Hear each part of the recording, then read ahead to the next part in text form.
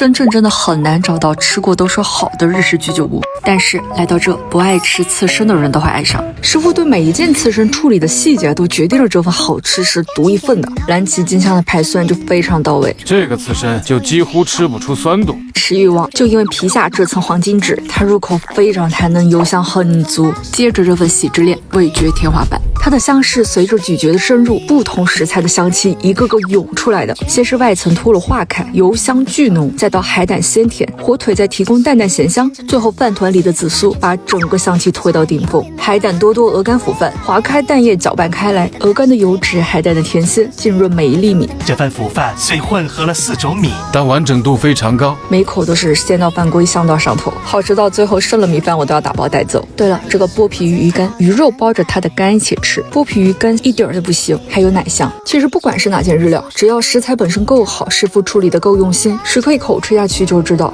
这才是它原本该有的样子。